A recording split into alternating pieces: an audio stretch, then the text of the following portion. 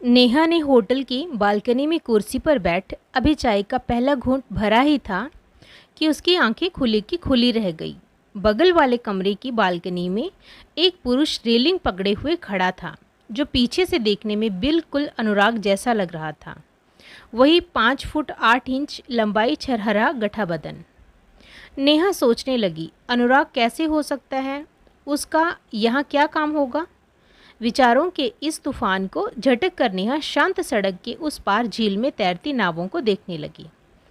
दूसरे पल नेहा ने देखा कि झील की ओर देखना बंद कर वह व्यक्ति पलटा और कमरे में जाने के लिए जैसे ही मुड़ा कि नेहा को देखकर ठिठक गया और अब गौर से उसे देखने लगा। अरे अनुराग, तुम यहाँ कैसे? नेहा के मुंह से अचानक ही बोल फूट पड़े और आंखें अनुराग पर जमी रही। अनुराग भी भौचक्का रह गया। उसे अपनी आंखों पर विश्वास नहीं हो रहा था कि उसकी नेहा इतने सालों बाद उसे इस तरह मिलेगी, वह भी उस शहर में जहां उसके जीवन में प्रथम प्रेम का अंकुर फूटा था। दोनों अपनी अपनी बालकनी में खड़े अपलक एक दूसरे को देखते रहे। आंखों में आश्चर्य, दिल में अचानक मिलने का आनंद और खुशी। उस पर नैनीताल की ठंडी और मस्त हवा दोनों को ही अजीब सी चेतनता व स्फूर्ति से सराबोर कर रही थी। अनुराग ने नेहा के प्रश्न पर उत्तर मुस्कुराते हुए दिया, अरे यही बात तो मैं तुमसे पूछ रहा हूँ कि तुम 30 साल बाद अचानक नैनीताल में कैसे दिख रही हो। उस समय दोनों एक दूसरे से मिलकर 30 साल के लंबे अंतराल को कुछ पल में ही पाट लेना चाहते थे। अतः अनुराग अपने कमरे के पीछे से ही नेहा के कमरे में चले आए। अनुराग को इस तरह अपने पास आता देख नेहा के दिल में खुशी की लहरें उठी। लंबे लंबे कदमों से चलते हुए नेहा अनुराग को बड़े सम्मान के साथ अपनी बालकनी में ले आई। नेहा, इतने सालों बाद भी तुम वैसे ही सुंदर लग रही हो। अनुराग उसके चेहरे को गौर से देखते हुए बोले, सच, तुम बिल्कुल भी नहीं बदली हो। हाँ, चेहरे पर थोड़ी परिपक्वता जरूर आ गई है और कुछ बाल सफ़ेद हो गए हैं बस। अनुराग, मेरे पति आकाश भी यही कहते हैं। सुनो, तुम भी तो वैसे ही स्मार्ट और डायनामिक लग रहे हो, लगता है कोई बड़े अफसर बन गए हो।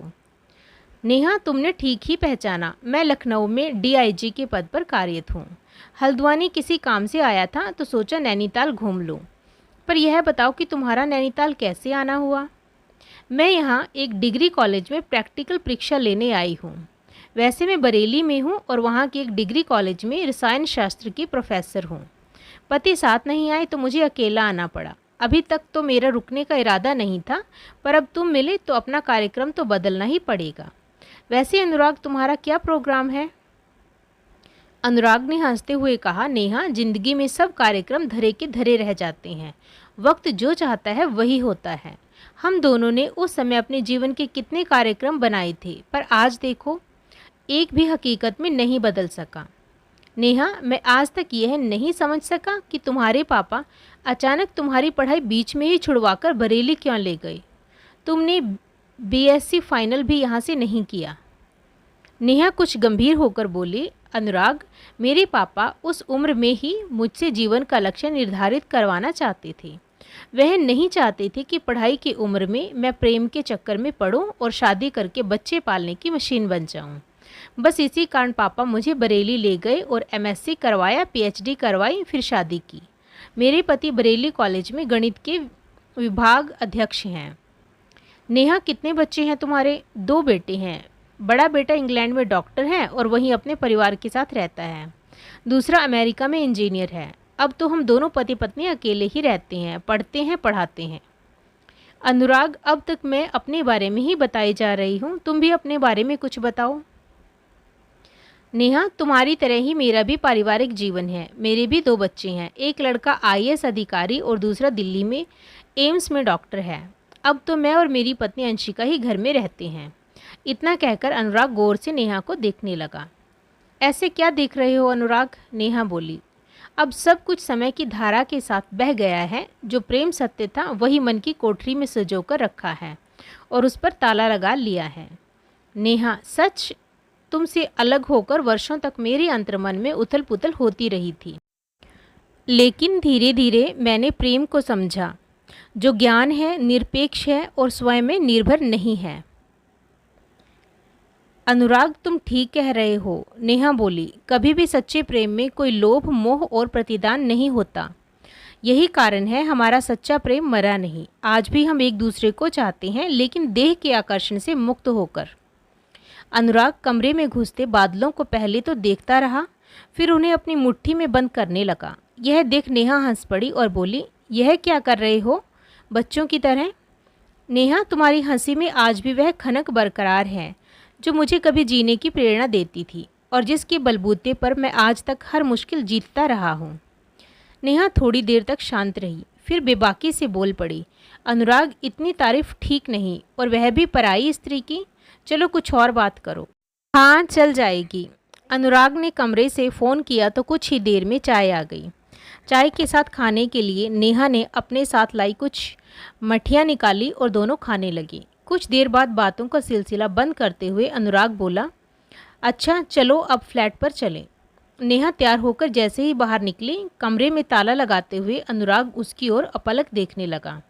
नेहा ने टोका, अनुराग, गलत बात, मुझे घूर के देखने की ज़रूरत नहीं है, फटाफट ताला लगाइए और चलिए। उसने ताला लगाया और फ्लैट की ओर चल दिया। बातें करते करते दोनों तल्ली ताल पार कर फ्लैट पर आ गए और उस ओर बढ़ गए जिधर झील के किनारे रेलिंग बनी हुई थी। दोनों रेलिंग के पास खड़े होकर झील को देखते रहे। कतार में तैर रही बतखों की ओर इशारा करते हुए अनुराग ने कहा, देखो देखो नेहा, तुमने कभी भी इस तरह तैरते हुए बतखों को दाना डाला था जैसे ये लड़कियां डाल रही हैं, और तब ठीक ऐसे ही तुम्हारे पास भी बतखें आ रही थी, लेकिन तुमने शायद उनको पकड़ने की कोशिश की थी।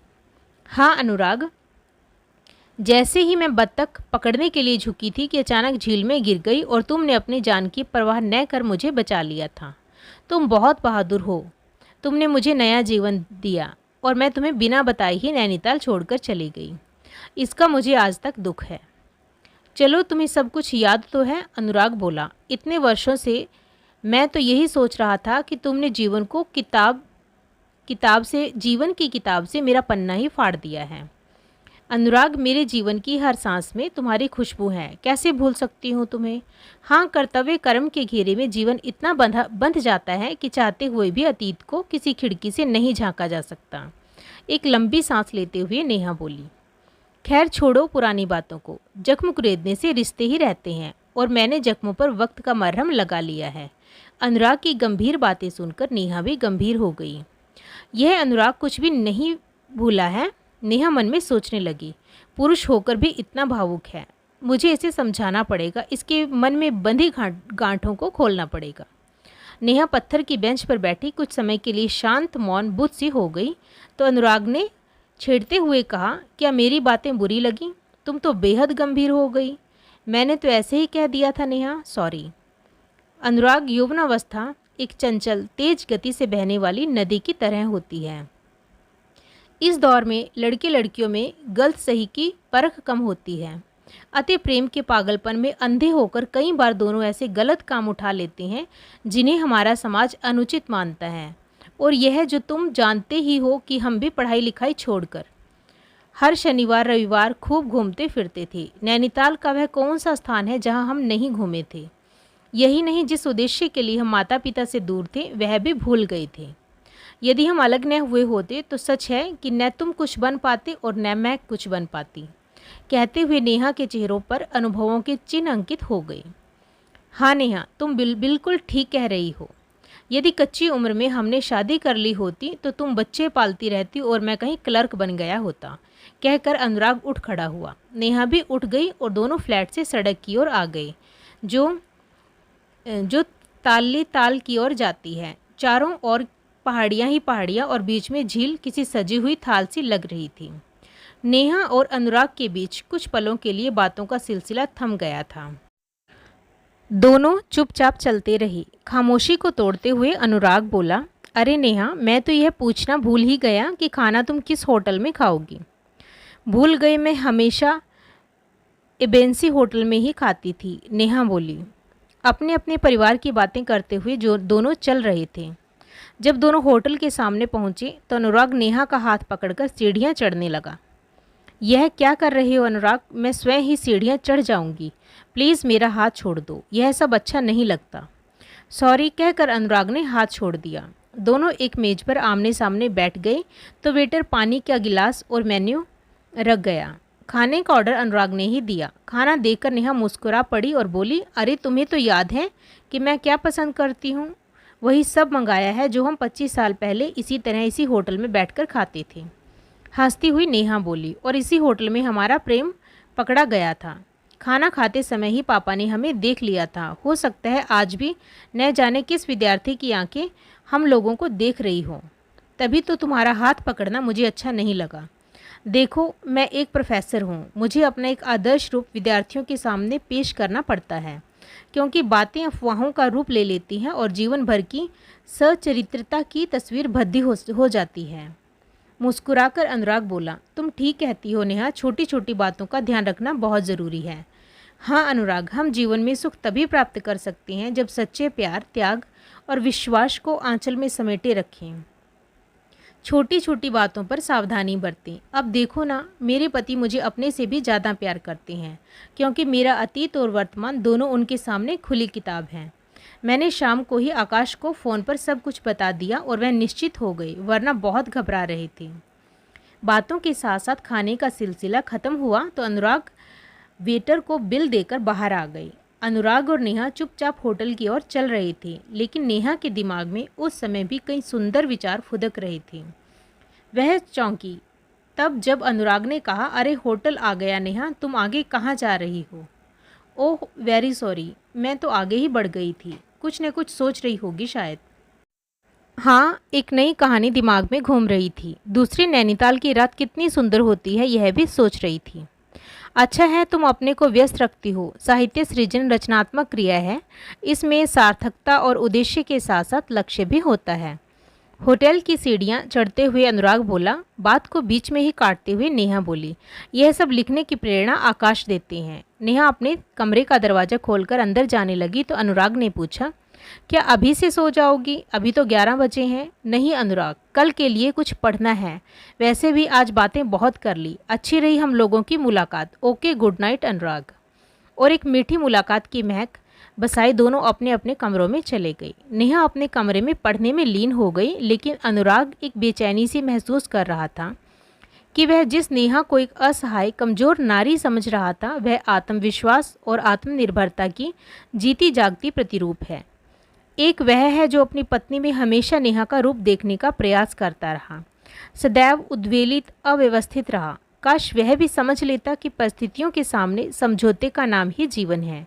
नेहा ने ठीक ही कहा था, अनुराग, हमें किसी भी भावना का, किसी भी विचार का दमन नहीं करना चाहिए, वरन कुछ परिस्थितियों को अपने अनुकूल और कुछ स्वयं को उनके अनुकूल करना चाहिए। तभी हमारे साथ रहने वाले सभी सुखी रहते हैं।